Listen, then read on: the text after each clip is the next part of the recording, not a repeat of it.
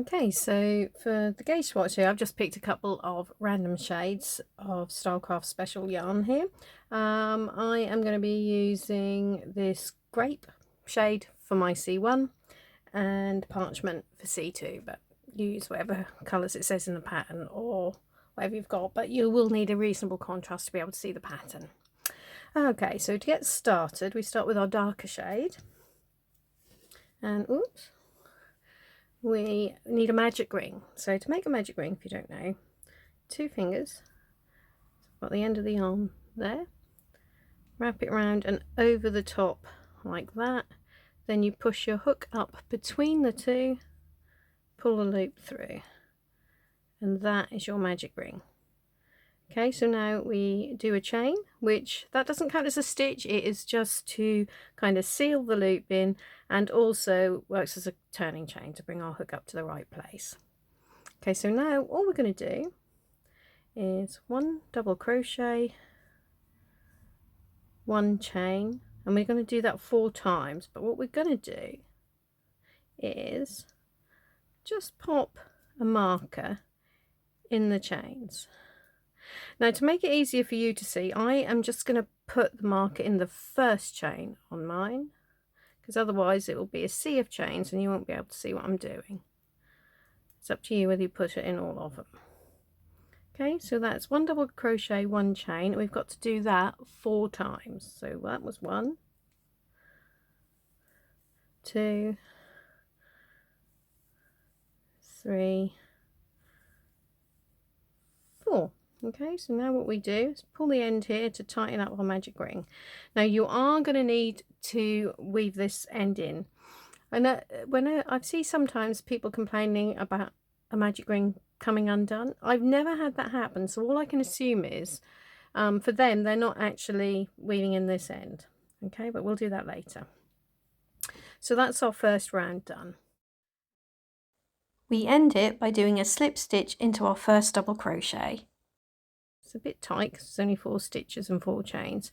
It'll obviously be these loops here, right next to that chain I marked. Okay, that's why I marked the first one, so we knew where we're starting. So we're going to slip stitch into that. Okay, and what I always do as well when I'm working in the round is just pop another marker just in that joining slip stitch, so we know where our next round is going to end. Okay, it's going to pop that marker just in the front loop of that slip stitch. It's a different colour, so we'll know that that's for the slip stitch. As we go on a bit further, I'll be marking all of the corners and I'll use the orange for all of those. Okay, so that's our C1, our round 1 done. So we can drop that yarn for now. We're not going to cut it off because we'll be using it again on round 3. So now to join a new colour, we are just going to pull our C2 through that loop and then pull that down to tighten it. Okay, make sure you leave enough of an end so you can weave it in again. So grabbing hold of both of those ends, I'm just going to do a turning chain. So again, this turning chain doesn't count as a stitch. So now we start in our corner chain, which is where it's really handy that we've marked it. Okay, so I marked, actually, which loop did I mark? I managed to mark, there we go, the back loop by the looks of things. So it's the back loop of the chain you work into. Okay, and if you notice, for this very first stitch, I'm actually just working over both of those ends. So the C1 yarn that we're carrying up, I'm working over that to make it more sort of invisible on the back. If you work that very first stitch over the yarn you're carrying up, you'll hardly notice it on the back. And the other one I'm just working over because we've got started, and that will just hold it in place before up until we weave it in. Okay, so 1 double crochet, then I'm going to drop both of those, 1 chain, 1 double crochet. So that's all into that first chain. Then so that's the back loop of that first chain. So you work into the chain, not into the chain space. And then I'm moving that marker up so it's again in that chain in the corner. Okay, So now we're just going to be doing 1B, so a back loop double crochet into our stitch from the last round, and then we got to a corner chain again, double crochet, chain, double crochet. And you can, again, I'm not going to put the marks in just yet because it'll be more difficult for you to see the stitches, but you might find it a good idea, especially if you're new to this technique, to just pop a marker in that front loop of that corner chain you've just done. Right, so we're repeating that around. 1 double crochet, then double crochet, chain, double crochet in our corner chain, again double crochet, then double crochet, chain, double crochet into that corner chain, and that now takes us to our marked slip stitch. So the last stitch of the round is going to be worked into that. Okay, so into the back loop of that slip stitch, like so. Take that marker out. So now to finish off, and every round will finish off the same, we are going, apart from the very last one, we are going to work our slip stitch. So under both loops of our first double crochet of the round, work a slip stitch. Make sure you don't pull these slip stitches too tight, because you are, as you know, going to be working into them on the next round. And again, I'm going to pop my marker in there. So that's the first 2 rounds of our gauge swatch done, or indeed the first 2 rounds of your blanket, because this gauge swatch is actually the center of your blanket as well. So drop your C2, pick up your C1, and just as we did when we actually joined our C2 colour, for C1 now we're going to use it, we're just pulling it through that loop and then pull the end of our colour we're leaving right down so that loop disappears, and work your turning chain. Okay, so another simple round. We're now into our marked chain, and make sure, like I said, it's not essential, but if you want to make it sort of virtually invisible on the back, just work your very first stitch over your old colour that you're leaving for now. Okay, so I'll now let go of that again, 1 chain, 1 double crochet, and we're going to move our marker up, whoops, into that chain. Okay, so now what we're doing, because we gained 2 stitches on the last round by working our extra stitch into the corners, so now instead of doing 1 double crochet between the corners, we've got 3. So it's all nice and straightforward so far. 2, 3, which then takes us up to our corner chain, double crochet, chain, double crochet, and then 3 back loop double crochet. So we're just repeating that little bit around there. So you've got double crochet, chain, double crochet in the corner, and then 3 back loop double crochets.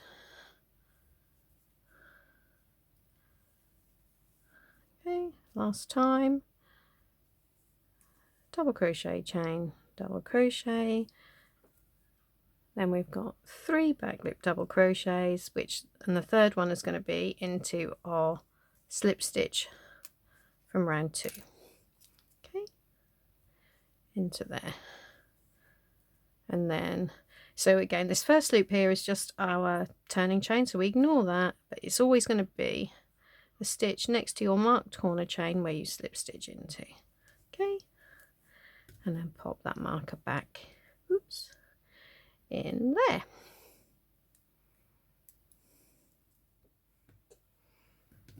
Okay, so far it's been nice and straightforward. We've just been doing our back loop double crochets and then doing back loop double crochet, chain, back loop double crochet into the corner chains.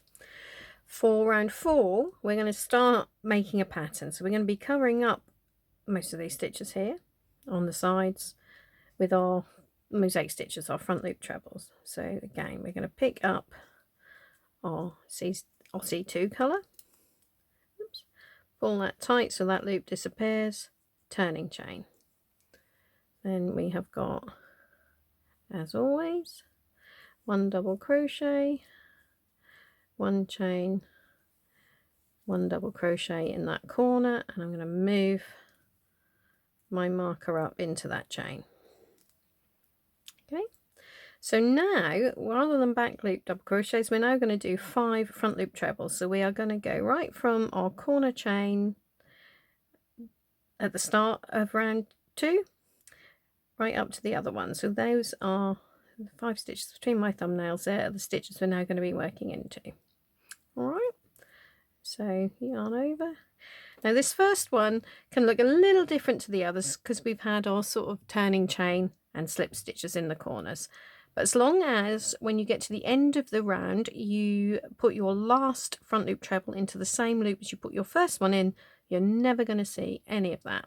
Okay, so front loop treble in that corner chain from 2 rows below. Then we've got 3 along the edge of round 2,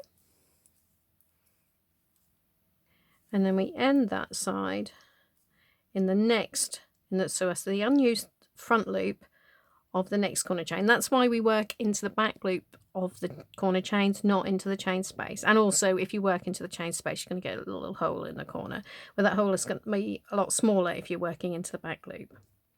Okay, so that is now our, oops, when I can get my hook in there, of 5 front loop trebles on that side. That then takes us up to our corner chain. Now if I'd have marked it, you'd have been able to see nice and clearly where it is. But just in case you haven't, like I haven't, I'm going to look on the back and make sure we've got the right number of missed stitches. All right, so we have 1, 2, 3, 4, 5 stitches behind our 5 trebles there, so we know that that is definitely our corner chain. What I will do to make it easier for you is I'm now going to start marking those. So I'll start marking that now. Hopefully there's enough space between them that you can see the different sizes easier. Markers playing me up. There we go. Okay, so that's that corner done. Then we've got another 5 trebles on this side. So make sure your first one starts in the same loop that you did the last one on the previous side.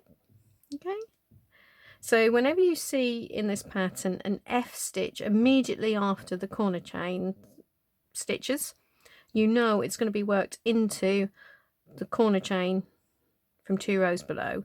And also it will be, because this is symmetrical around the corners, it'll always be into the same loop that the last one was on the other side. Okay, so 1, 2, 3, 4, and the 5th one's into that corner chain. Okay, then double crochet chain, double crochet in the next corner, and as I said, I am now going to pop a marker in there for you. Okay, then oops, picked up an extra loop there, 5 front loop trebles, and so on. So you carry on around here and I will see you for round 5. Okay, so I've now actually done 4 trebles on the last side of round 4 here, and if you see, we've now actually come up to the last, so that last stitch, as I've said on these sides, the last stitch of this edge needs to be in the same loop as the first one of the next, and this time that's going to be in front of our marked slip stitch. So we're not going to be actually working into our slip stitch, we're going to be working in front of it. Okay, so, and as I said, you can kind of see there's like an extra little loop there, which I think is the slip stitch. It's either the front of the slip stitch or possibly the turning chain from 2 rows below, but just ignore that and work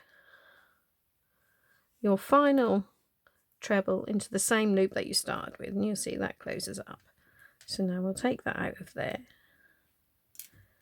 and we end as always with our slip stitch in our last stitch there before of the round, and pop that marker back in there. Okay, So that is round 4 completed. So now for round 5, drop your C1, pick up your C2, pick up your C1, and pull that loop through, pull that one down so it disappears. Okay, turning chain, 1 double crochet, 1 chain, 1 double crochet, and move that marker up. So I think I'm right in saying in this pattern every single corner will be like that. Okay, and then nice and easy. So for round 5 we're just going to be doing 7 back loop double crochets between our corners. So you carry on round and do that, and I'll see you for round 6.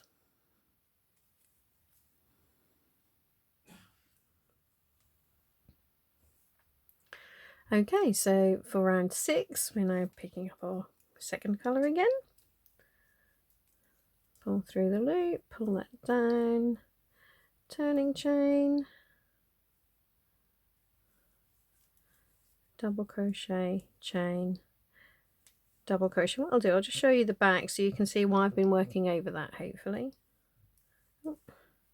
You see? So this is the corner where we're changing. You can hardly see tiny little bit of the float of the colour that we're moving up. That's why we work over it, just for that very first stitch.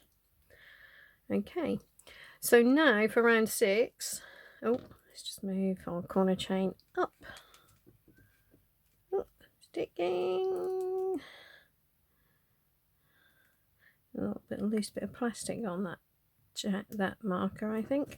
Right, so we now start again with 3 front loop trebles. So as before, when we're working down here, the first one needs to be worked into the corner chain.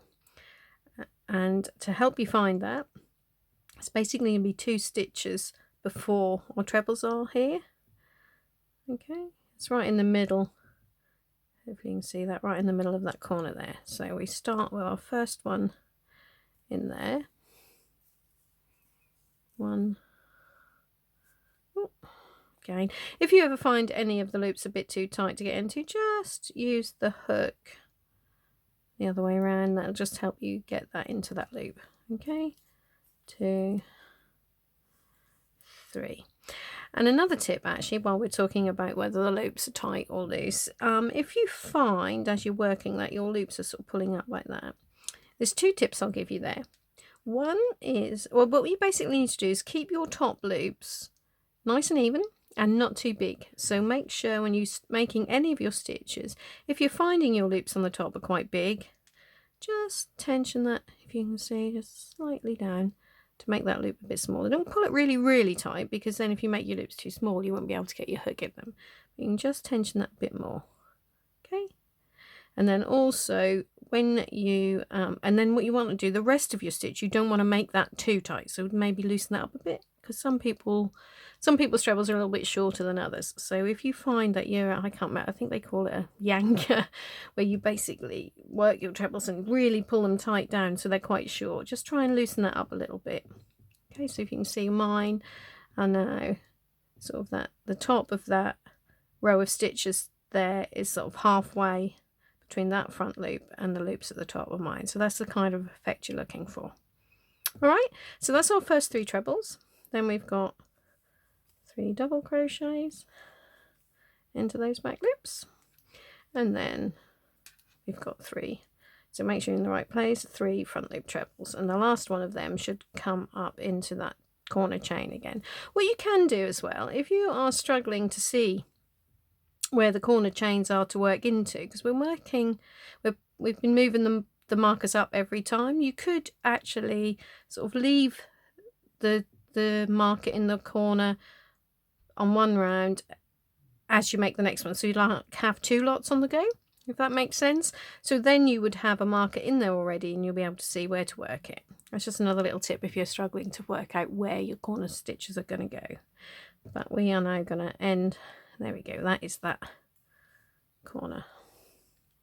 Okay, and then into our marked corner chain, double crochet, chain, double crochet. So yeah, to do what I just said, you could basically leave that marker in and put a fresh one there. So you're using 2 each time. That way, if when you get to the next round it tells you to work an F at the last stitch before the corner, you'll know exactly where that chain is. Okay, I don't think it does on this one, but if it did, you'd know that. Okay, but I'll just keep moving it up. So that dodgy marker, there we go, sorry. Right, so we've now got, I'll do one more side with you. 3 front loop trebles, so make sure, as we said before, that that first one goes in the same loop as your last one did on the previous round. 2, 3, then 3 back loop double crochets, and 3 front loop trebles. There we go. So that last one is now in our corner chain. We start again in this chain with double crochet, chain, double crochet. All right, so you carry on and complete that, and I will see you for the last round of our gauge swatch, which is round 7. Okay, so that is now the end of round 6. So for the last round of our gauge swatch, if you are just making the gauge swatch, in fact, actually if you're doing the blanket as well, what we can do is cut that off, and again make sure you leave enough yarn so you can weave it in. Okay, so we obviously, because we're working in the round, we're not going to be doing an envelope border here, so you will need to weave in the ends you've got, but obviously between rounds you don't need to. So now I'm going to pick up C1 as usual, turning chain, then whoops, fingers and thumbs, double crochet chain, and actually we can work over that for a bit longer there, just this other stitch now, as we're not using that again. Just work over that end, that'll help hold it in place. I would still strongly recommend you weave it in, because just working over the ends, in my experience, won't hold them forever in use, and when you've washed your blanket a few times and things, they can come out and then you end up with holes, so we don't really want that. So make sure you do weave them in though. Okay, so we've now got 4 back loop double crochets, 1, 2, 3, 4. Then in this little gap here we have got, whoops, 1 front loop treble, 1 double crochet, 1 front loop treble. Ooh, you want to pick up all your strands of yarn. Let's try again. 1 front loop treble, and then 1, 2, 3, 4 back loop double crochets, and then you've got your corner, and you'll just basically be repeating that around. So yeah, carry on and do that, and then I'll come back and we'll measure it and make sure we've got the right size. Okay, so I have now completed round 7. The only thing I haven't done is I haven't done the slip stitch at the end of the round. If you are going to be using this to carry on with the blanket, then you absolutely can do the slip stitch at the end of the row of the round and pop your marker in it again, because you'll be still using your C2 colour, your C1 colour rather. But for the purpose of the gauge swatch, just making this little square, I'm now going to fasten it off. And so to fasten it off, rather than doing a slip stitch, I think that looks a bit untidy. So I will then, when we've completed, when you complete the blanket all like this, I'm going to just do an invisible join. So I'll just take you through that as well. So I've now ditched my marker for the slip stitch, because obviously I'm not slip stitching anymore. We've now finished that. Leave all the ones in the corners for now. So chop our end off, leaving, I would say, at least sort of 4 inches, because we're now going to be threading this. I've done about 5-6 inches there. I'm now going to be threading this onto my tapestry needle to do this, the invisible join. So we start by pulling that loop out like that. So we've now just got the 1 strand of yarn, there we are, sticking up out of our last stitch. So we now thread that onto our tapestry needle, And what we do now, when we were doing our slip stitch, we were working into there.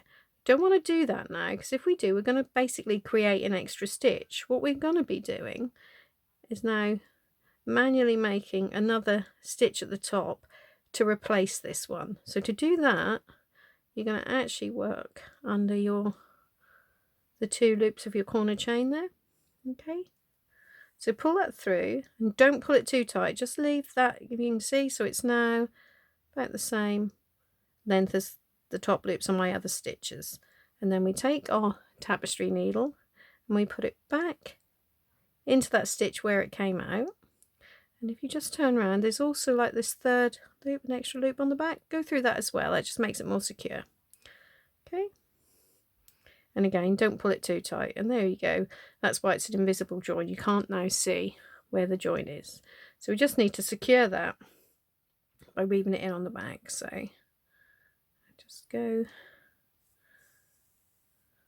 there we are, and don't pull any of this too tight, because you don't want to bunch anything up. You want to keep it just as nice and neat as it is there. Okay, so I'm now gonna, as I've already worked over the edge of that one there, to stop it getting too bulky on the back, I'm just going to work back this way. Oh. And it's quite good actually if you can get, if you've got a slightly sharper tapestry needle than I have here, and you can actually go through, or you sort of go through some of the fibres of the stitches. You can see that? It just makes it more secure. So you just weave in and out along like so. And again, don't pull that too tight, and go back the other way. So don't go straight under the same loop, because you'll pull it out. So if you just go to basically the next stitch, weave across a bit again, that would probably do it. But to be extra safe, I'm just going to go back the other way a bit. Okay, so hopefully you saw all of that. Okay, so once you've gone backwards and forwards a few times, you can cut that off. So you now need to do the same with all your other ends, including your magic ring. So for the magic ring, when you come to tighten it up, just or to tidy up your ends, just pull that as tight as you can. Make sure that you've got that central loop nice and small, and then, like I say, just weave it in the way I've just done on there. And there you can see it's virtually invisible where you've carried the yarn up. If we hadn't worked over that very first stitch of each round, then you would just see some little lines of the contrasting colour up there, which isn't really that big a deal. But okay, right, now we better check it's the right size, hadn't we? So lay it down, pick up a ruler or a tape measure, and just lay it across there. There we go, 8 centimetres. Phew. So like I said, if you're using the colour, if you've got the right, if yours is a slightly different size, it doesn't really matter for the purpose of the blanket, as long as you're happy with the way the stitches look and feel. So you don't want it too stiff, but you don't want it gappy either. So as long as you're happy with the way it looks, all you need to bear in mind is, obviously, if your swatch ends up larger than mine, you may well need more yarn than I did. If it's a bit smaller, then you'll have plenty and some left over. Okay, you can also, in fact, I think I might now go off and do it, make several of these little squares and join them together. That might be quite nice. It could also maybe work for a temperature blanket, where you'd maybe use one of the colours for the daily high and the other one for rainfall or something.